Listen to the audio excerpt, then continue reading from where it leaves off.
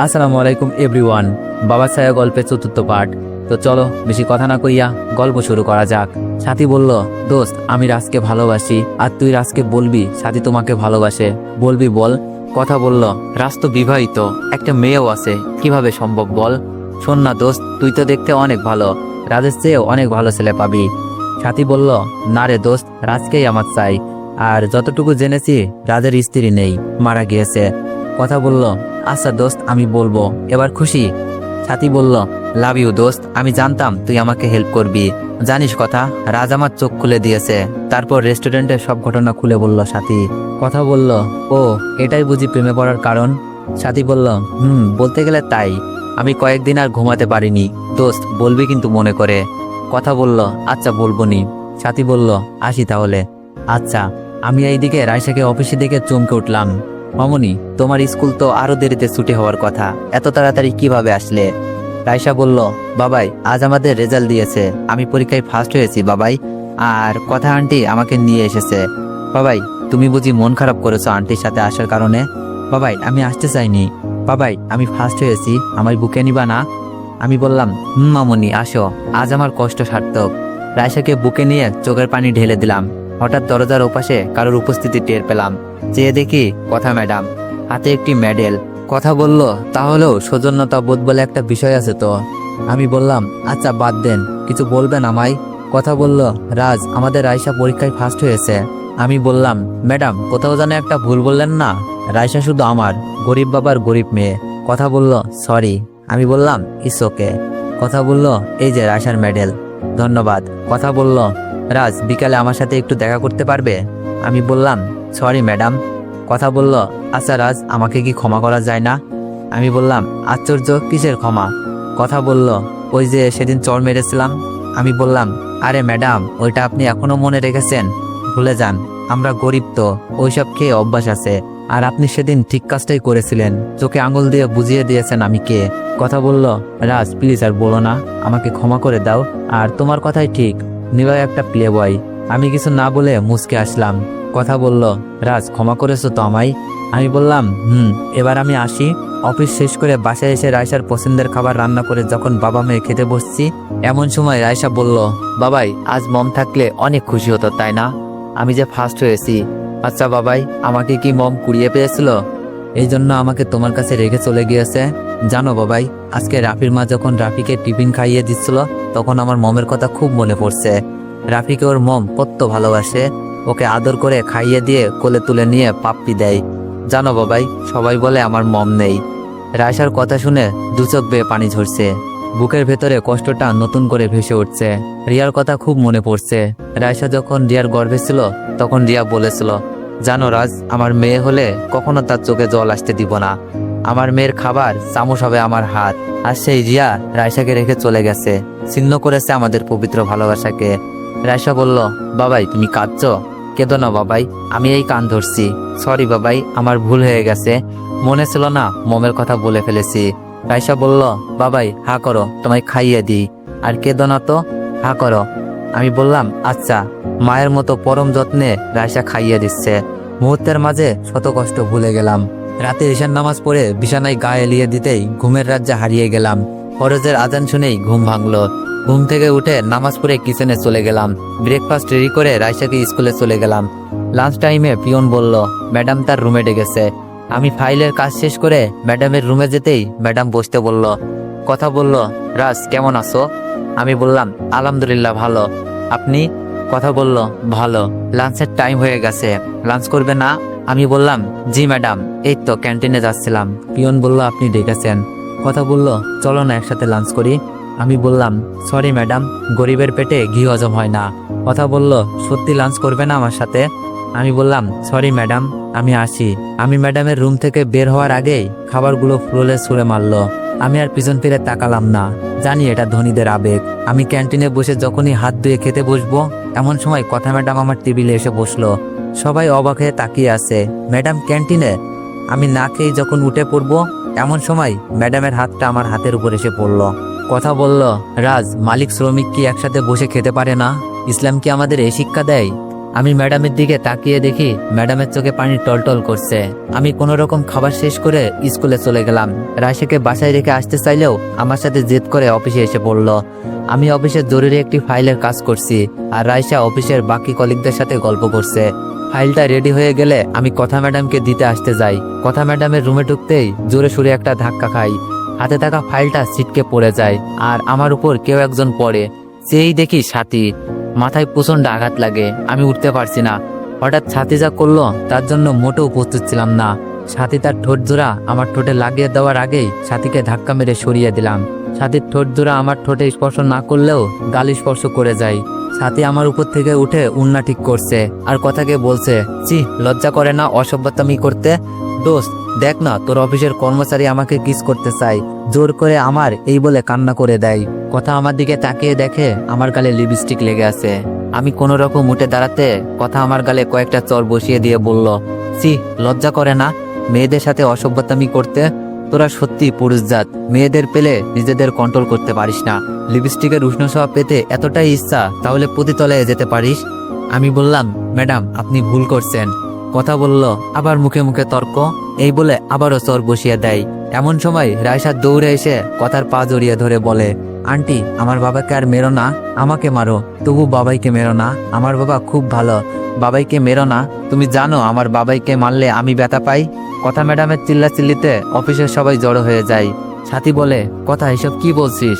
কথা বলল, তুই চুপ কর দোস্ত, এতটা নির্লজ্জ বেহায়া আগে জানতাম অনেক ভদ্র, কিন্তু আজ নিজে যা দেখলাম তা দেখে থুতু দিতে ইচ্ছে করছে। আমি আর কোনো চরিত্রহীনকে দেখতে চাই না। যে অপরাধ করেছিস এর জন্য পুলিশে দেওয়ার দরকার ছিল, কিন্তু তোর ছোট্ট মেয়েটার কথা ভেবে পুলিশে দিলাম না। কথা বলল, একটা মেয়েকে নিয়ে পড়ে গিয়ে লিপস্টিকের স্বাদ নেওয়া, সি নিজের চোখে না দেখলে কোনোদিন বিশ্বাস করতাম না। রাজ ভাইয়া আপনাকে ফেরেস্তার মতো মনে করতাম, মনে মনে ভাইয়ার আসন দিয়েছিলাম। আর সেই আপনি কিনা ম্যাডামের বান্ধবীর সাথে? আপনার গালে লিপস্টিক না থাকলে তো বিশ্বাসই করতাম না। শেষমেশ আপনিও। নীলিমার কথা শুনে চোখের পানি অজরে পড়তে লাগলো। দুইটা গালে 5 আঙুলের ছাপ বসে গেছে, বুক ফেটে কান্না আসছে।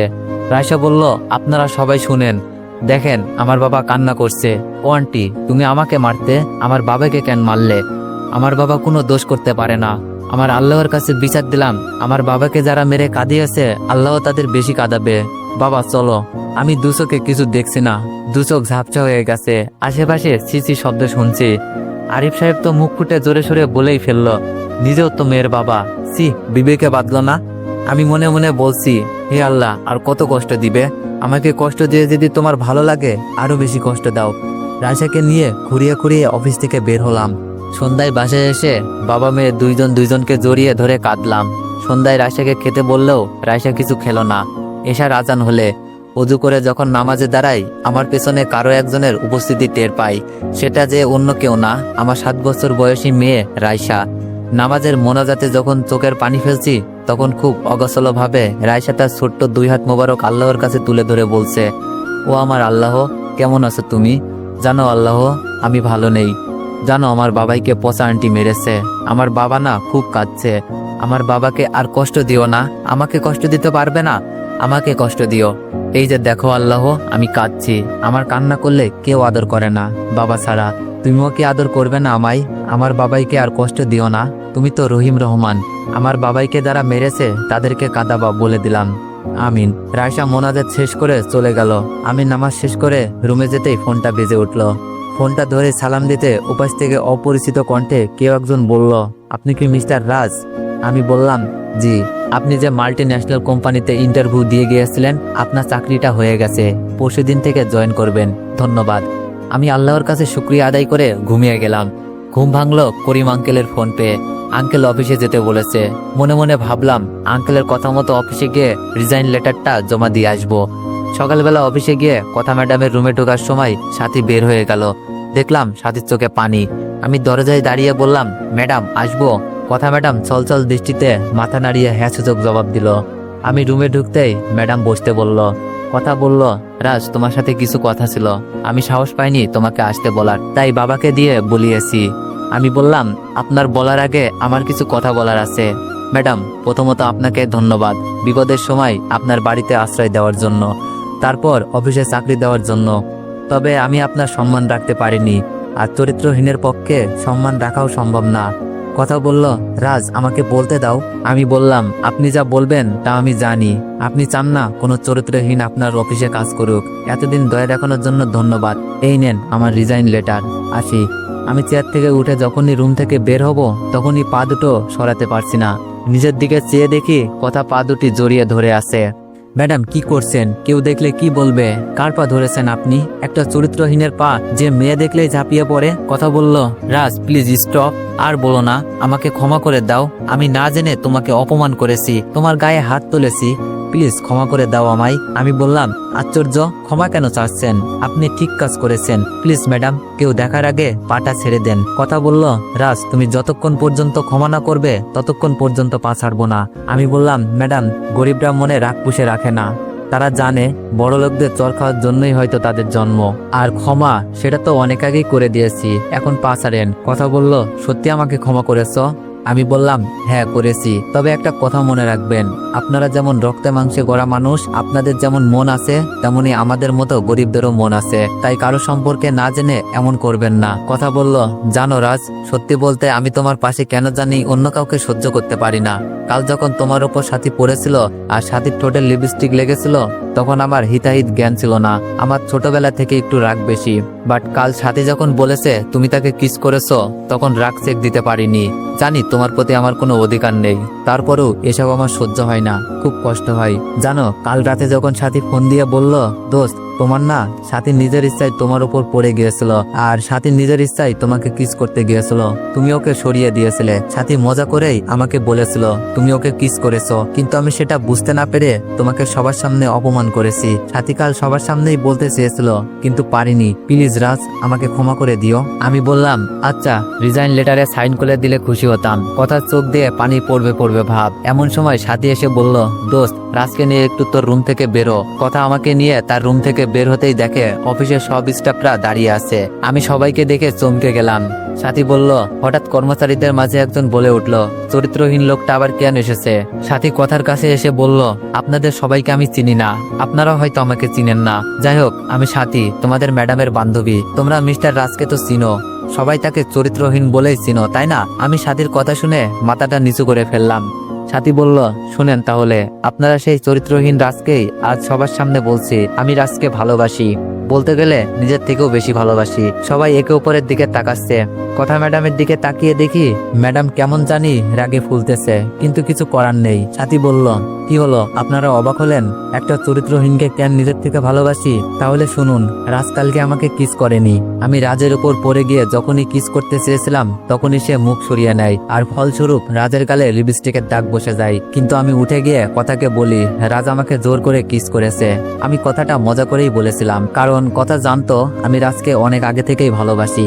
কথাকে বলতেও বলেছিলাম যে রাজকে বলিস আমি ওকে ভালোবাসি। আর গতকাল কথা আমার মজাকে নিয়ে এত বড় একটা ঘটনা করে ফেললো। আমি পরে বলতে চেয়েছিলাম, বাট কথা আমার কথা শুনেনি। পরে আপনাদের সবার সামনে বলার সাহস হয়নি।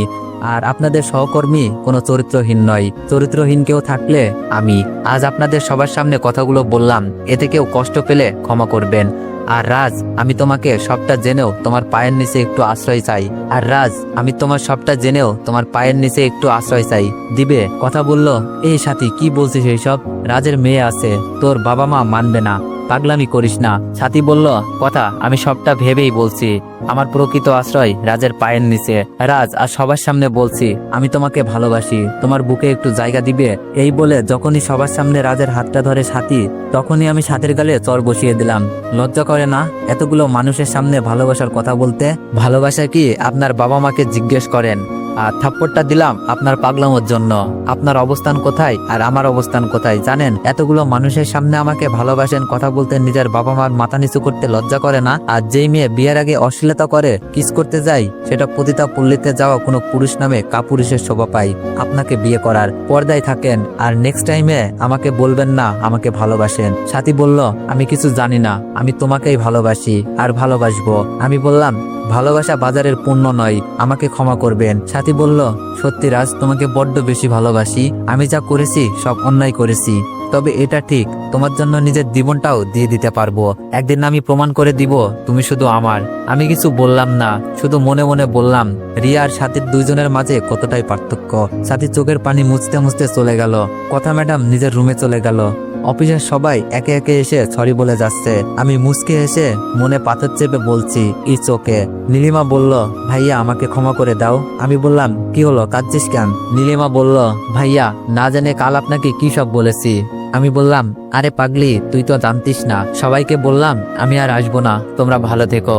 অফিসের সবাই বলল, রাজ ভাই তুমি অফিসে না আসলে আমরাও আসবো না, ম্যাডাম তোমাকে আর তাড়াতে পারবে না। আমি বললাম, আরে আমি নিজ ইচ্ছায় চলে যাচ্ছি, প্লিজ তোমরা এমন কিছু করো না যেন অফিসের কোনো ক্ষতি হয়, এটা তোমাদের প্রতি আমার অনুরোধ। অফিস থেকে বের হওয়ার সময় দেখলাম কথা ম্যাডাম অপলক দৃষ্টিতে তাকিয়ে আছে। এই চোখের ভাষা বোঝার সাধ্য যেন কারণ নেই। বিকেলে রায়সাকে নিয়ে আসতে স্কুলে গেলাম। স্কুল থেকে আসার পর রান্না করে রায়সাকে খাইয়ে ঘুম পাড়িয়ে দিয়ে রিয়ার ছবিটা নিয়ে কাঁদছিলাম। রাত 9টা বাজে। এমন সময় করিম আঙ্কেল ফোন দিয়ে বলল তাদের বাসায় যেতে। আমি সকালে যেতে চাইলেও তিনি রাতেই যেতে বললেন। আমি একা যাবো ভেবে যখনই রুম থেকে বের হব তখনই রায়সা বলে উঠল, বাবাই কোথায় যাচ্ছ? আমি আর যাবো। আর বাবাই তুমি এই পচা মেয়ের ছবি বুকে নিয়ে কাঁদলে কেন? আমি বললাম, রায়সা তুমি না ঘুমিয়েছিলে? রায়সা বলল, আমার বাবাই কাঁদবে আর আমি ঘুমাবো? এটা সম্ভব কিভাবে বাবাই? তুমি জানো না তোমার চোখের পানি দেখলে আমার খুব কষ্ট হয়। আমি বললাম, আচ্ছা আর কাঁদবো না, চলো মামনি, আমি আর তুমি বেড়াতে যাব। রায়সা বলল, আচ্ছা। রায়সাকে নিয়ে ম্যাডামের বাড়িতে যেতেই রায়সা বলল, বাবাই তুমি এখানে আসলে কেন?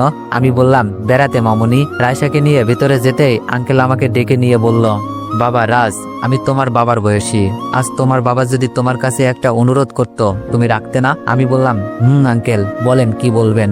আঙ্কেল বলল, বাবা তুমি অফিস থেকে যেও না, আমার মেয়েটা তোমার সাথে খুব অন্যায় করেছে জানো বাবা। কথা গত রাত থেকে এক ফোঁটা পানিও স্পর্শ করেনি, আমাকে জড়িয়ে ধরে সব বলেছে। তোমার সাথে যে অবিচার করেছে কথা নিজেকে ক্ষমা করতে পারছে না। বাবা আমার মেয়েটাকে ক্ষমা করে দিও, আর অফিস থেকে যেও না প্লিজ, তোমার কাছে বুড়ো বয়সে অনুরোধটা করলাম, দেখো বাবা। আমি বললাম, আচ্ছা আঙ্কেল যাব না। আঙ্কেল বলল, রাজ শুনে বড় খুশি হলাম, চলো সবাই মিলে ডিনার করি। আঙ্কেল কথা ম্যাডামকে ডিনার রেডি করতে বলল। ডিনার শেষ করে আঙ্কেলের সাথে কথা বলতে বলতে রাত প্রায় 12টা বেজে যায়। আঙ্কেল থাকতে বললেও রায়সাকে নিয়ে চলে আসি। একটা রিক্সা করে যখনই আসছিলাম হঠাৎ রাস্তার পাশে একটা কার দাঁড়ানো দেখি। আর একটু সামনে যেতেই গলির মুখে মেয়ে কণ্ঠে বাঁচাও বাঁচাও বলে চিৎকার শুনলাম। রিক্সাওয়ালাকে দাঁড়াতে বললে রিক্সাওয়ালা দাঁড়ালো। রায়সাকে রিক্সায় রেখে গলির মুখে নতুন বিল্ডিং এর কাজ চলছে, সেখানে 3জন ছেলেকে দেখলাম। একটা মেয়েকে জোর করে রেপ করার চেষ্টা করছে। আমি কি করব ভাবতে পারছি না।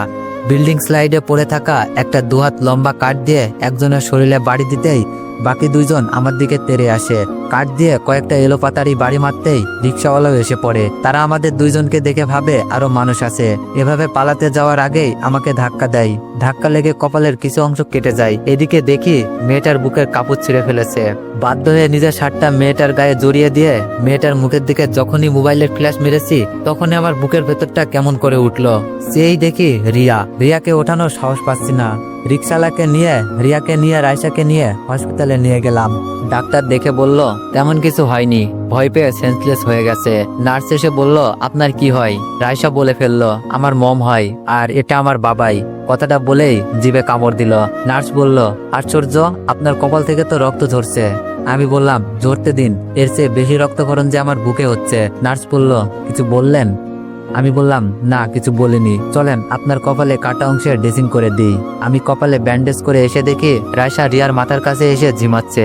আমি আর বলতে পারলাম না, মামনি এটা তোমার মম হয় না। কি যেন অদৃশ্য মায়ায় রিয়ার পাশে বসে পড়লাম।